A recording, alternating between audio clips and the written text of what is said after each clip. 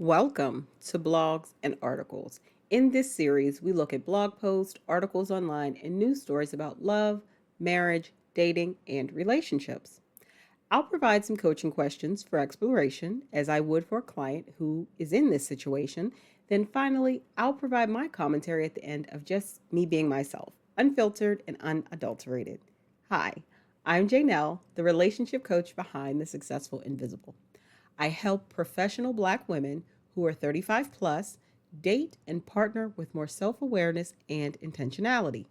Check out the links in the description box below to sign up for my next 5-day self awareness and dating challenge. Remember to like, comment, share, and subscribe. I came across this article on Vice and I thought it was very interesting and very relevant to many of the challenges that my clients, my friends, and even myself face in modern dating. So, mankeeping is why women are done with dating. Researchers at Stanford have finally given a name to something many women have been dealing with for years. It's called mankeeping, and it's helping explain why so many women are stepping away from dating altogether. Man-keeping describes the emotional labor women end up doing in heterosexual relationships. It goes beyond remembering birthdays or coordinating social plans. It means being your partner's one-man support system, managing his stress, interpreting his moods, holding his hand through feelings he won't share with anyone else, all unpaid, unacknowledged, and often unreciprocated. The root of the issue is tied to what experts are calling the male loneliness epidemic. As more men report having fewer close relationships, romantic partners are expected to pick up the slack. Instead of processing with friends, many men offload everything onto the woman they're dating. She becomes his entire emotional infrastructure. Man-keeping is why more and more women are done with dating. Plenty of women are no longer interested in that dynamic. According to Pew Research, only 38% of single women in the US are currently looking for a relationship. Among single men, that number jumps to 61%. The gap says a lot. Women aren't opting out of love, they're opting out of being someone's therapist with benefits. The Guardian calls man-keeping a modern extension of emotional labor, one that turns a partner into a life coach.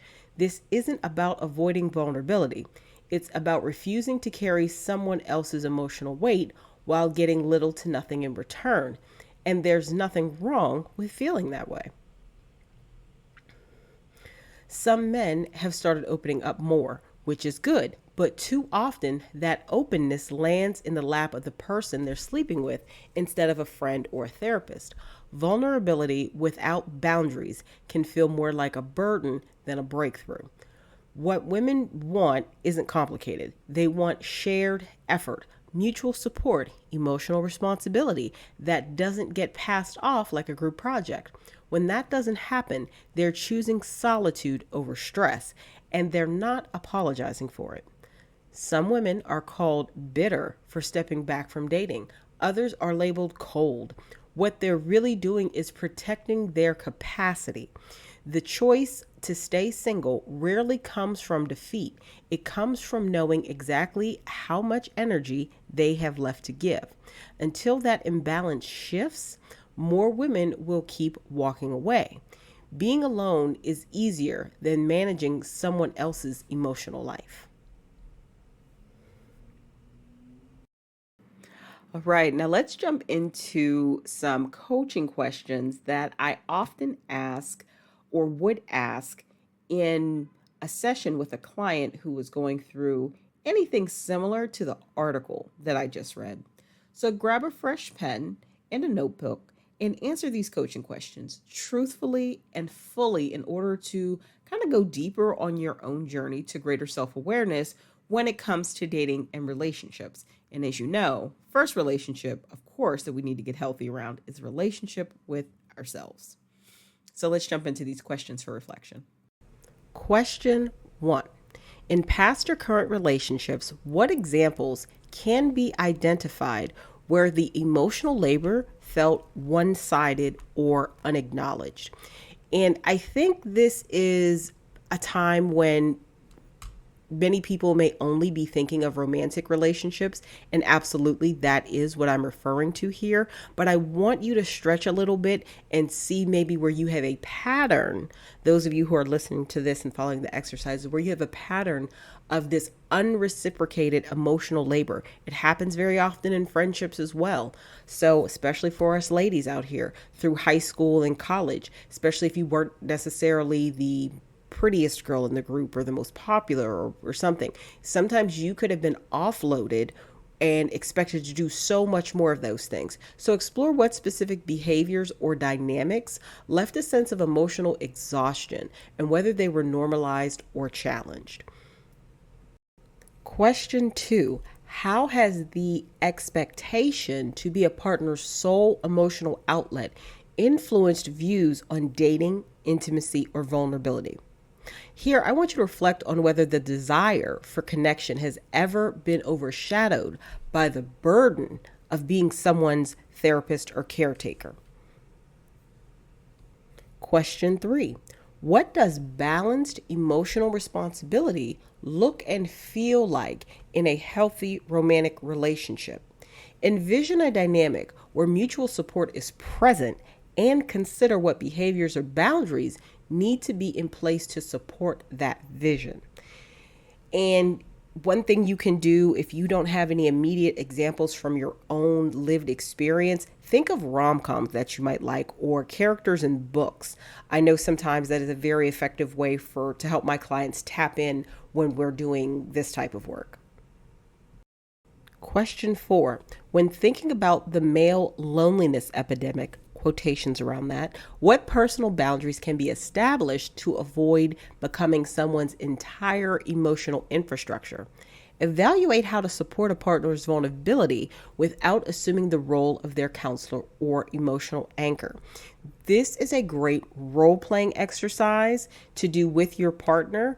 And if you don't currently have a partner, this is something, as you're answering the question, in your mind, you can role play with a partner, maybe from your past, or even with a crush or someone that you have that type of, you would have this type of relationship with. Question 5. What internalized beliefs, guilt, or social conditioning might make it difficult to say no to man-keeping in relationships? Identify any underlying fears of being labeled cold or unloving, and reframe the act of protecting emotional capacity as self-respect, not selfishness. Let's jump into one of my favorite parts of any of my blogs and article videos.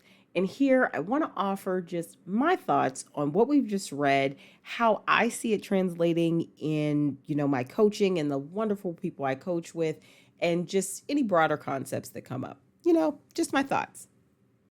So in reading this article, I recognize the truth in what so many, I believe, women are going through in their dating lives, especially women who are among my clientele. So these are professional women who are 35 up, looking for sincere, consistent relationships with emotionally mature men, financially stable men, and men who just have the ability to be in relationships. So man-keeping is, to me, very closely related to something that I saw going around probably last year called kin-keeping, meaning a woman's not responsible for keeping her husband's family updated on all the events and turning points, etc., in the couple's lives. And that's default the expectation in most heterosexual relationships, because we do live in a patriarchal system. So the woman is expected to do all of this invisible labor, all this emotional labor that is important to, especially to communication and things like that. So man-keeping, in this article, I found some like key just statements that were like top tier. One of them was where it was stated that vulnerability without boundaries can feel more like a burden than a breakthrough. And I've seen this a lot where on social media, men are talking about how, they're vulnerable with their girlfriend and it exploded and, all these things. But what actually happened is they were kind of trauma dumping on this woman they were dating and draining her of all her energy. And after he dumped on her, he felt better, but it wasn't, it was, he felt better, but she didn't. And she was being drained. So she knew for her best self, she needed to get out of that relationship. And that's a huge part of it. Like, it's not about men being vulnerable and being engaged in a relationship in a healthy way. It's about them trauma dumping so they don't have to deal with their stuff. And also, oftentimes, so they can make excuses for unacceptable behavior in relationships. Another sentence I really liked in this article is where it said, all of it unpaid, unacknowledged, and often unreciprocated and unappreciated, if we're honest. So I think that's it. This invisible labor oftentimes is just the default expectation for women to do in relationships. And you have to call these things out early. You have to make it very clear that's not going to work if you want a positive spirit of reciprocity in your relationship. And you do need to have strong boundaries around yourself, your energy, and with them when they are sharing. Now, this goes both ways. You shouldn't be trauma dumping on a guy that you're dating either. But you need to let him know up front, if you have this expectation of me, to, what does it say, managing your stress, interpreting your moods. A lot of women are expected to walk on eggshells around men's moods, and men weaponize their moods oftentimes. I need to do, an article on that. I found some great research on that. But anyway, and all of this is just expected by default. And that's exhausting to have all of these unwritten expectations on women, where in today's society, men still are talking about being providers when they're talking about financially, and that doesn't even ring true anymore, because women can work, and most women are highly educated who are seeking this type of partnership, so they make more than their counterpart and are able to take care of themselves. So that is hogwash in my from my observation and working with clients and dating out here myself. That is very untrue.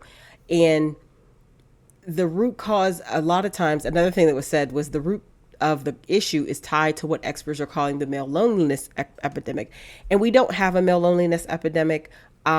We have an aggrieved entitlement epidemic. And there are a lot of men really struggling with their place in society in relation to how women are advancing and doing more for themselves and able to do more. And that's very frustrating to some men. Not to say that they don't have some valid grievances, but the way, or complaints, grievances, same thing. It's that the way they're handling them is not productive in striving toward their ultimate goal of having this relationship. So I really like this article. I have the link attached in the description box below. Definitely feel free to check it out and let me know your thoughts as well. Thank you for joining me today for this episode of Blogs and Articles. Done doing the most, the rise of dating burnout among women. Remember to like, comment, share, and subscribe. Check out the links in the description box below to sign up for my next 5-day self-awareness in dating challenge. Also, check out my podcast, The Successful Invisible, on Spotify and Apple Podcasts.